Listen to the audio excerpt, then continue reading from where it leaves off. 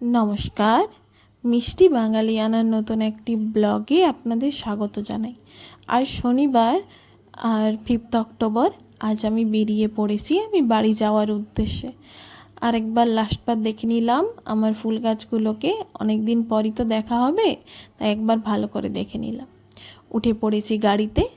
রংপুতে lower IBM থেকে উঠে আসতে কারওয়াশের কাছে বা গতির কাছে এসে তারপরে আমি একটু ওই নতুন ব্রিজের চেকপোস্টের দিকে এগিয়ে গিয়েছিলাম। ওই দিকে একদম খালি একটা গাড়ি পেয়ে গেলাম শিলিগুড়ি যাওয়ার উদ্দেশ্যে, তাই একদম উইন্ডো সিটে বসে পড়েছি যাতে ভালো করে ভিডিও নিতে পারি। আর এখানে হচ্ছে দুর্গাপুজো। রংপুতে আপার মার্কেটেও একটা দুর্গাপুজো হচ্ছে আর লোয়ার মার্কেটেও একটা দুর্গাপুজো হচ্ছে। ভালো করে ঠাকুর দেখে চলে এলাম। প্রথম ঠাকুর এখানেই দেখলাম। আর ওই দূরে যে দেখা যাচ্ছে পেট্রোল পাম্প, ওখানেও গাড়ি ধরা যায়। ডিউটি থেকে এসে কেউ গাড়ি ধরলে ওখানে ধরতে পারবে। এটা হলো রংপুর আর ওয়েস্ট বেঙ্গলের ঢোকার মুখে একটা গেট। এখানে যে তিনজনের মূর্তি দেওয়া আছে, এটা হলো 3টে প্রজাতি: শেরপা, তামাং, ভুটিয়া। আর এগুলো সব চেকপোস্ট, গাড়ি সব চেকিং করে করে পুলিশ এখানে থাকে।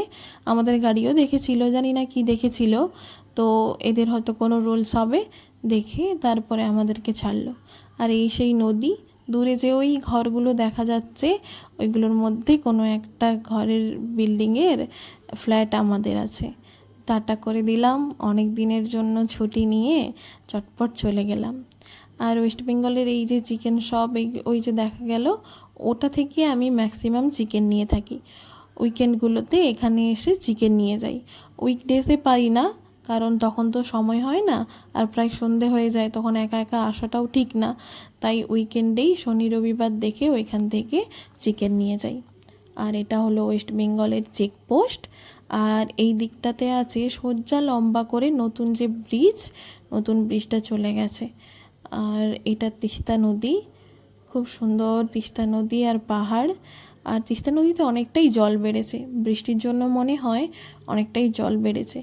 আর এখন একটু বৃষ্টিটা কম আছে, কিন্তু কিছুদিন ধরে এত বৃষ্টি হয়েছিল যে রাস্তা প্রায় ডাইরেক্ট রাস্তা বন্ধই ছিল।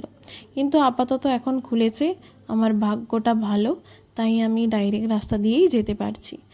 কিন্তু কি হবে তাতে, শুনেছি সামনেই জ্যাম আছে। এই তো আমরা জ্যামে ফেসে গেছি।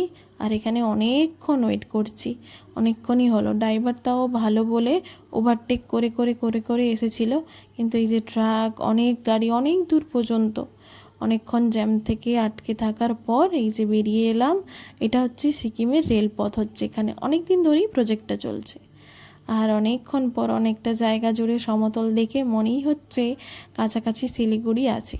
তা শুনলাম এটা সেবক, মানে এই শিলিগুড়ির মধ্যেই তো সেবক এটা। আর অনেক জায়গা জুড়ে সমতল দেখতে পেয়ে খুবই ভালো লাগছে।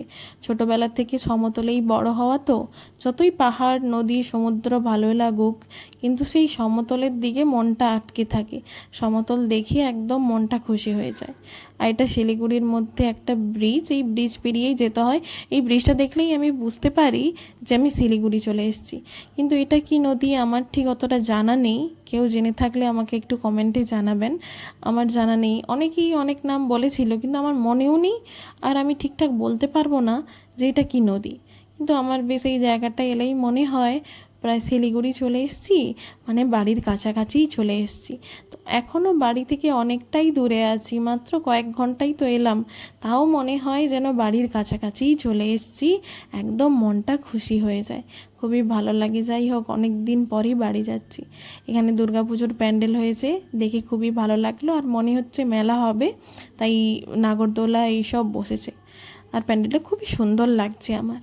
এখানেও একটা প্যান্ডেল হয়েছে, এখন সব কমপ্লিট হয়নি। এখানে গাড়ি থেকে নেমে গেলাম আমরা।